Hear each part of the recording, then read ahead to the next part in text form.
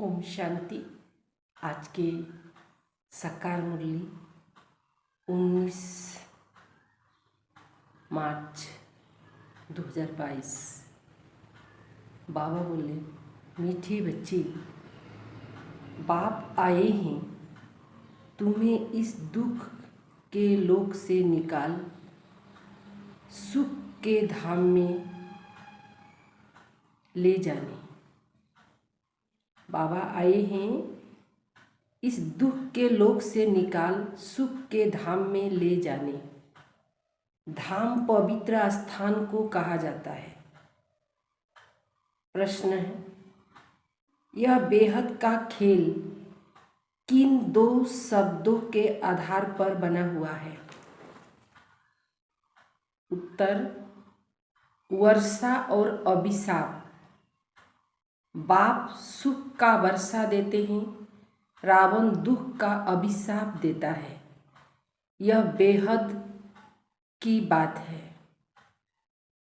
देवी देवता धर्म वाले बाप से वर्षा लेते, आधा कल्प के बाद फिर रावण श्राप देता। सतयुग और त्रेता युग जब बीत जाता, रावण का राज्य आता, तो रावण क्या करता? अभिशाप देता, श्राप देता। तुम बच्चों को अब स्मृति आई है कि हम निराकारी दुनिया में रहते थे, फिर सुख का पाठ बजाया। हम सो देवता, क्षत्रिय, वैश्य, शूद्र बने, अब ब्राह्मण बन देवता बनते हैं। अभी ब्राह्मण बनेंगे, इसके बाद देवता। गीत ओम नमः शिवाय। ओम शांति। यह है बेहद बाप की महिमा। ऊंचते ऊंचा वह भगवान है, यह तो सब जानते हैं। ऊंचते ऊंच भगवान की मत भी जरूर ऊंच होगी। इसीलिए कहा जाता है श्रीमत अर्थात श्रेष्ठ मत। सभी भक्त उनको याद करते, वह है भगवान, तो भगवती भी चाहिए। पिता है तो माता भी चाहिए। एक होता है लौकिक माता पिता, दूसरा होता है पारलौकिक माता पिता। लौकिक होते हुए जब कोई दुखी होते तो पारलौकिक को याद किया जाता है। अब तुम्हारा लौकिक संबंध भी है, पारलौकिक माता पिता तुम्हें परलोक में ले जाते। लौकिक को बंधन कहेंगे जिसमें दुख है। दो परलोक है, एक निराकारी लोक जहाँ आत्माएं रहती है, दूसरा साकार लोक जिसको सुख धाम कहा जाता है। वह शांति धाम, वह सुख धाम। बाप आकर इस दुख के लोक, जिसे मृत्यु लोक अथवा पतित भ्रष्टाचारी दुनिया कहा जाता, यहाँ से ले जाते। यहाँ सब पतित है। पतित उनको कहा जाता है जो विकार में जाती। सतयुग में संपूर्ण निर्विकारी रहते। पहले लक्ष्मी नारायण की महिमा गाते थे, अपने को विकारी समझते थे। लक्ष्मी नारायण महाराजा महारानी पवित्र थे, तो प्रजा को भी पवित्र कहेंगे। वह है सुखधाम, वैकुंठ, स्वर्ग, और यह है नरक। नरक को धाम नहीं कहेंगे, धाम पवित्र को कहा जाता है। यह है अपवित्र दुनिया। भारत सुख धाम था, अभी पतित भ्रष्टाचारी नर्क है। अभी सबको सुख के धाम में ले जाना है तो जरूर बाप को आना पड़े, जो आकर बच्चों को सुखी बनाए। बाबा है स्वर्ग का रचता, कहते हैं हे बाबा, पहले पहले आपने हमको स्वर्ग का वर्षा दिया था। आधा कल्प हम नरक में, आधा कल्प हम स्वर्ग में रहे। उसको कहा जाता है सूर्यवंशी चंद्रवंशी राजधानी। बाबा याद दिलाते हैं, 21 जन्म तुम स्वर्ग में रहे, 8 जन्म सतयुग के लिए, 12 जन्म त्रेता के लिए। यह सब बातें बाप बैठ समझाते हैं। कहते हैं बच्चे, तुम अपने जन्मों को नहीं जानते हो, मैं तुमको सब कुछ बतलाता हूँ। निराकार बाप निराकार बच्चों से बातें करते हैं। कहते हैं इस साधारण तन का लोन लेकर मैं तुमको समझाता हूँ। आधा कल्प तुम आशिक शोक वाटिका में थे। हम आत्माएं आधा कल्प माना सतयुग त्रेता में अशोक वाटिका में थी, कहा जहाँ पर कोई भी शोक नहीं था।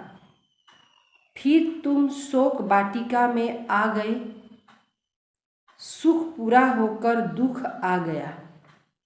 वाम मार्ग माना नर्क, उसमें तुम दुख उठाते हो। फिर बाप आकर रावण राज्य से छुटाकर राम राज्य में ले जाते। यह खेल बना हुआ है।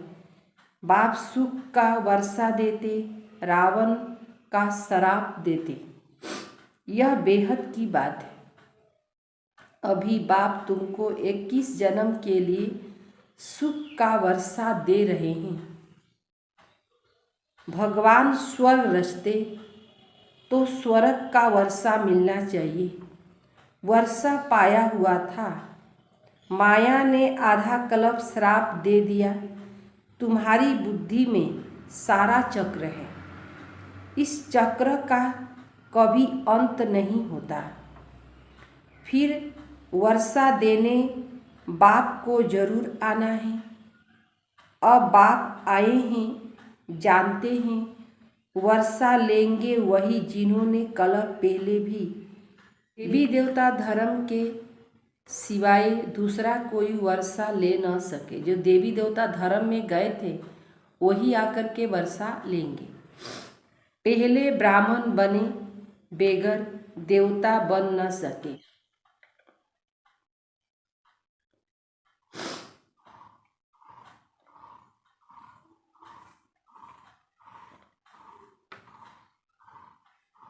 पहले ब्राह्मण बने बेगर देवता बन न सके। पहले हम आत्माएं निराकारी दुनिया में रहने वाली, फिर आते सुख का पाठ बजाने। हम सो देवता बने, फिर क्षत्रिय वैश्य सो शूद्र बने। हम इन वर्णों में आते। अब जो ब्राह्मण बनते वह अपने को ब्रह्मा कुमार और कुमारी कहलाते। समझते हैं हम भाई बहन हो गए। फिर विकार की दृष्टि रह न सके। जानते हैं हम पवित्र बन पवित्र दुनिया के मालिक बनेंगे। बाप और स्वर्ग को याद करते हैं और यह एक जन्म पवित्र रहते। यह है मृत्युलोक, यह मुर्दाबाद अमरलोक जिंदाबाद होना है। वहाँ 5 विकार होते ही नहीं। रावण राज्य ही खत्म हो जाएगा। सतयुग त्रेता को राम राज्य, द्वापर कलयुग को रावण राज्य कहा जाता है। वही भारत हीरे जैसे था, अब कौड़ी जैसे बन गया है। अब बाप कहते हैं तुमको हीरे जैसे जन्म देने आया हूँ। तुम मेरी श्रीमत पर चलो, नहीं तो तुम स्वर्ग के सुख देख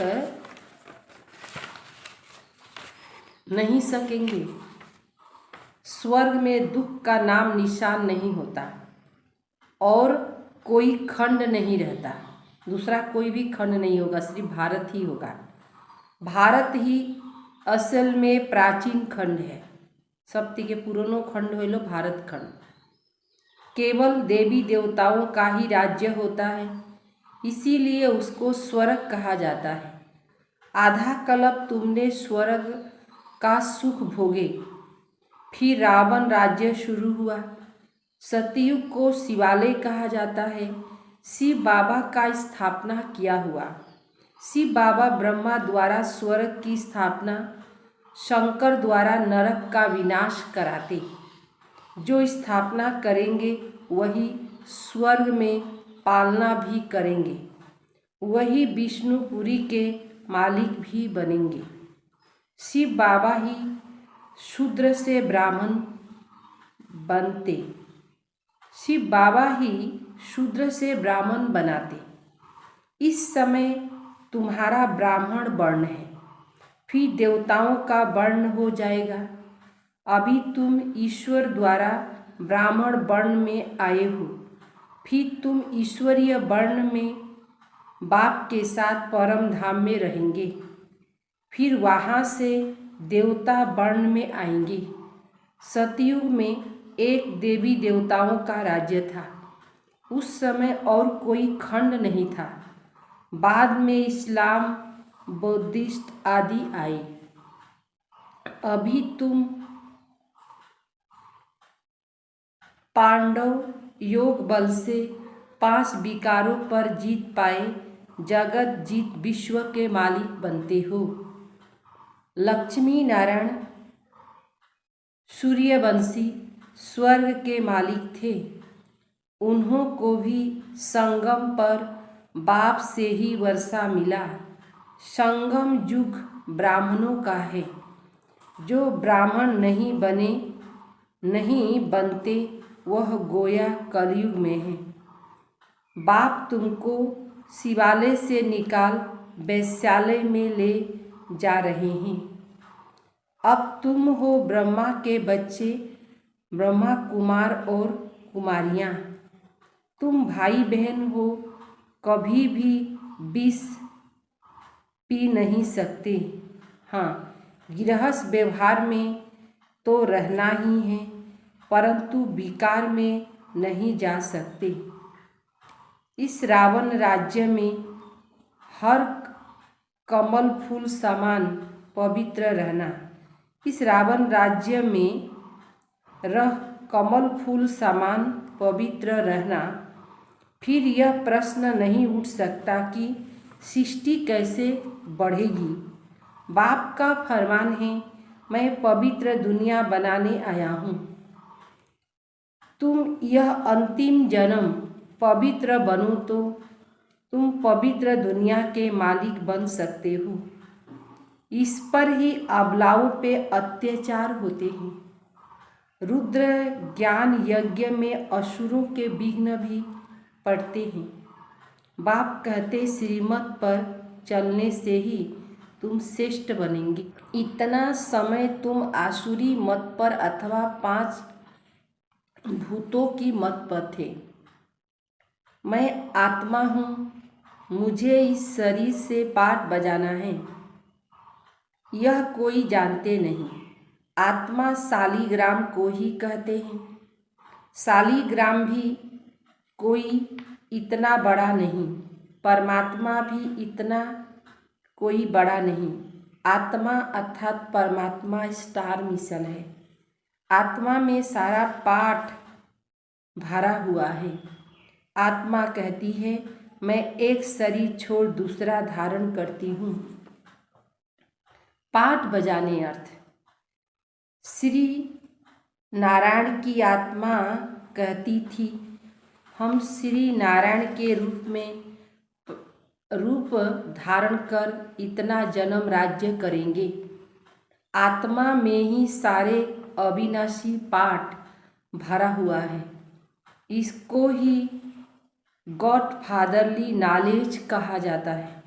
भगवानों आज स्पिरिचुअल फादर आत्माओं को बैठ पढ़ाते हैं, कोई मनुष्य नहीं पढ़ाते, यह बेहद का बाप पढ़ाते।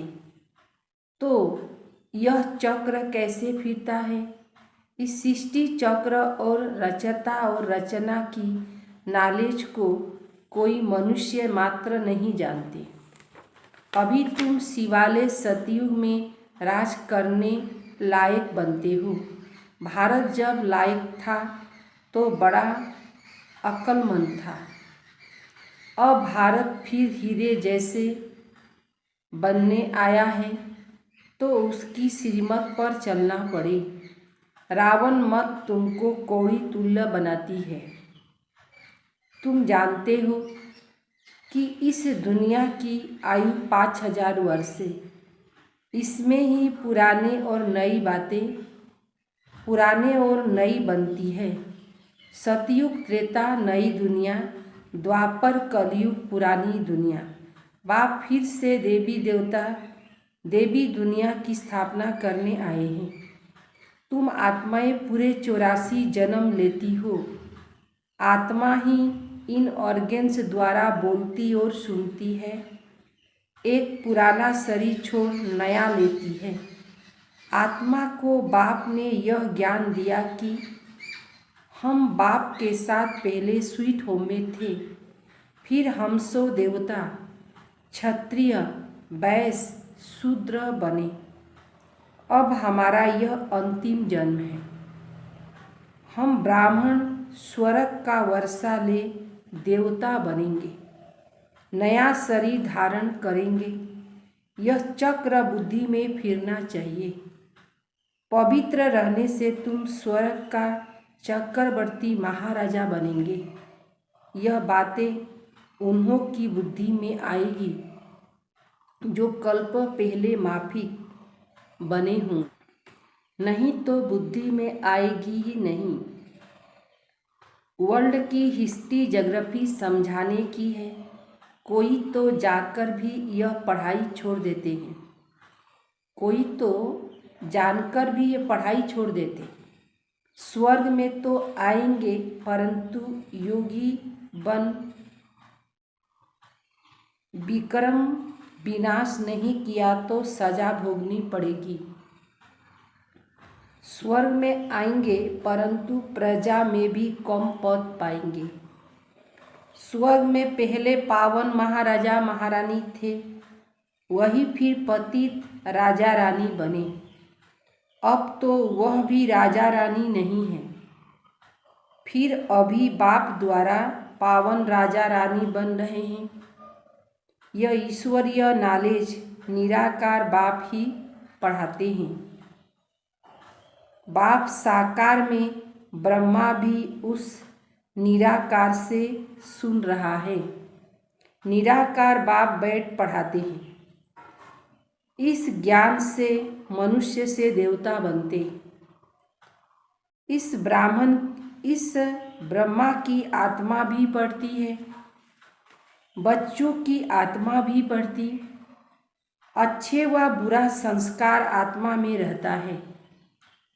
अच्छे संस्कार होंगे तो अच्छे घर में जन्म लेंगे। पढ़ते पढ़ते फिर नॉलेज भी छोड़ देते।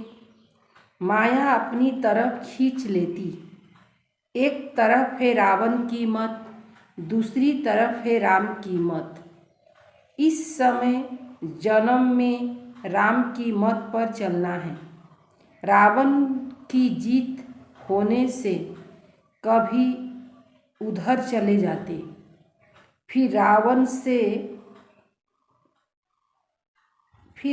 से दुश्मन